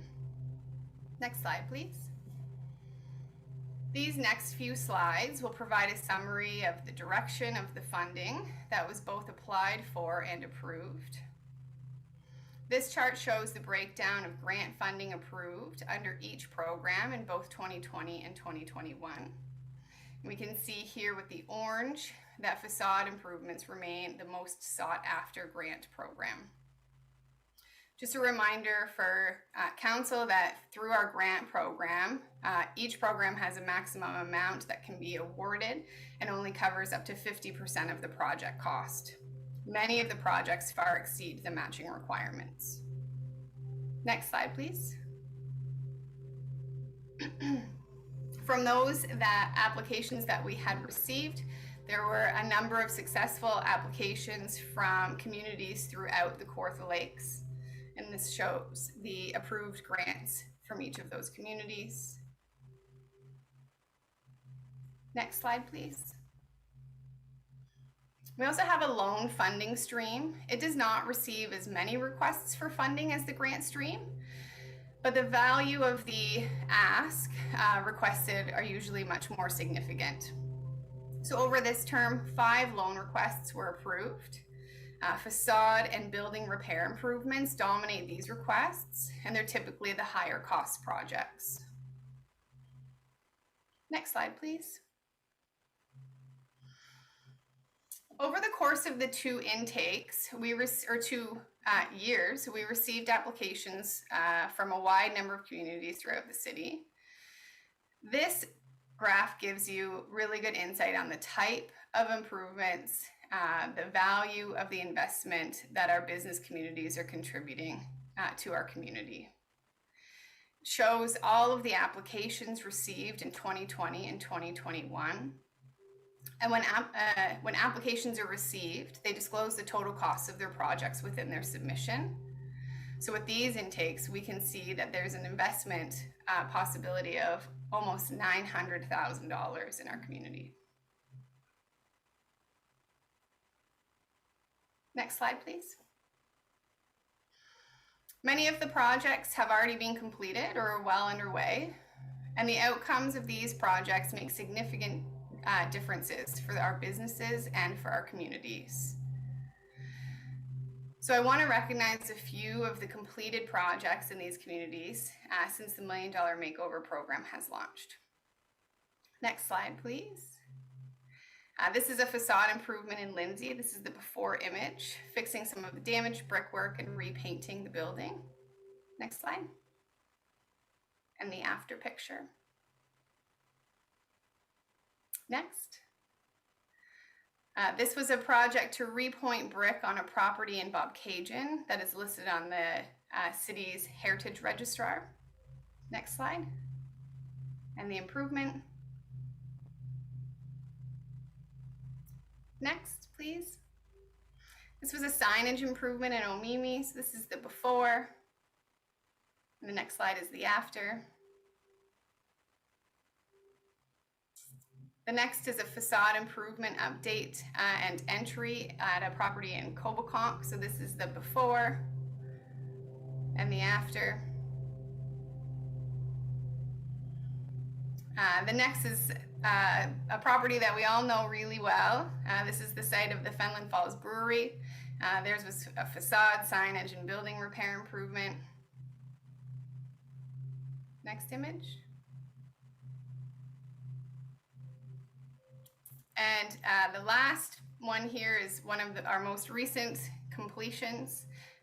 This is a major renovation that has happened recently in Fenelon Falls, the Cow and Sow. And next slide. The funding that we use through this program does not always cover even a significant portion of the investment that goes into these improvements. However, it is certainly a catalyst for businesses to get started with their improvements. Next slide. For 2022, we'll have another 2 intakes. We're looking at making some improvements with our application and reporting process to move it to an online platform. In 2022, the operational budget includes a request for $80,000 from the Economic Development Reserve to fund the program. This value is based on the requested funding from previous intakes. Next slide, please. Thank you so much for your time. Thank you, Carly. Sounds like your lawn's done, but good presentation. Thank you. Do you, in your professional opinion, is this a good program? Is this a very worthwhile program in our community? It certainly seems so from where I sit, but what do you think? I think that the investments made to the businesses or the property owners or even the heritage property owners is significant. And I think having it is an opportunity to support future investment in the community. When we look at the dollar amounts, the opportunity for investment is close to $1 million, and the contribution asked for the city in terms of grants is just around $150,000. So I think that businesses and property owners are using this really as an opportunity to leverage, and it is an incentive for them to get started. What we've also seen in a number of the communities, especially in the downtowns where it's a central commercial core, is that we may have 1 or 2 businesses participate in the program, and then we start to see a number of other properties throughout the downtown core making improvements on their own accord. So it's almost spurring encouragement for neighboring businesses to participate. Agree, thank you. Let's get a motion to receive, and we'll see if there's any further questions. Councillor O'Reilly and Vale, any further questions for Carly on the program? I think she's covered it. Seeing none, you got off easy today. All in favor? That's passed. Thanks, Carly, appreciate it. We also have a report that goes along with that presentation. The report was in your package. It's just that report ED 2021-032 $1 million Makeover Program update be received, and that this recommendation be brought forward to Council for consideration at the next regular Council meeting. You'll move that, Councillor Elmsley. Thank you. Second by Councillor Vale. Any questions on the report? All in favor? That's passed. Thank you. So, thanks very much. Thank you. I'm just gonna, I know you're all hungry, but I'm just gonna ask for your indulgence. We have one quick report, 10.1, which is our economic development with Emily Turner. It's a bylaw amendment for a specific property, and I'm just going to ask Emily to come on. If we can just deal with that, I don't think it'll take too long, and then we can let economic development go for the afternoon. So Emily's agreed to be fairly flexible with us today, so I appreciate that. Emily, we've got a package with us, and there's a bylaw that was put in our envelope or in our folders, but can you just give us a quick overview of what you're asking today with this report? It seems a little more complicated than I think it is, but go ahead. Thanks, Mr. Mayor. So what I'm asking for today is an amendment to bylaw 2018-177. So this is the bylaw that designates 1201 Salem Road. So the property owner for this particular property, she approached staff in the summer of this year asking that her bylaw be updated. So she had noticed that bylaw 2018-177 had some significant errors in it. Some factual errors, as well as the heritage attributes of the property, they really weren't well defined. So she had asked staff to have a look at the bylaw and make those updates so that the heritage attributes were better defined, the errors were corrected, and really so she just had a better bylaw for her property. Having a look at the bylaw, she was 100% correct to bring that forward to the city's attention. So both myself and the Heritage Committee had a look at it. I have drafted a new bylaw for her. So essentially what this bylaw does is it removes Schedule A from bylaw 2018-177 and replaces it with a new Schedule A. It has an updated description of the property, which corrects the factual errors in the older bylaw, and an updated list of heritage attributes, which extends it, makes it clearer what those heritage attributes for the property actually are, and really just provides a better bylaw for this property in general. The property will stay designated, the protection really will stay the same, but it provides clarity for the owner, for the city, for the Heritage Committee when decisions are being made about that particular property in future. Thanks, Emily. So it came forward at the owner's request, and it's a bylaw specifically for this one property, correct? That's correct. Thank you. Any questions for Emily on the report? So the motion is that report ED 2021-027, amendment of designating bylaw 1201 Salem Road, Geographic Township of Mariposa be received, that the Municipal Heritage Committee's recommendation to amend bylaw 2018-177 be endorsed, and that staff be authorized to proceed with the process to amend the designating bylaw as prescribed by the Ontario Heritage Act, and the issuance of a notice of intention to amend, that an amending bylaw be brought forward to Council at the next regular Council meeting following the end of the notice period, and that this recommendation be brought forward to Council for consideration at the next regular Council meeting. Moved by Councillor Vale, thank you. Second by Councillor Richardson. Any further questions for Emily? All in favor? And that's passed. Thank you, Emily. Appreciate it. Okay, so that's it. Let's take a break for lunch. I will remind everyone we have a public meeting at 1 o'clock, a timed public meeting. So I'll just ask if you can come back here at 5 to 1 so that we're ready to go right at 1 sharp. Would be appreciated. Other than that, we will recess till then.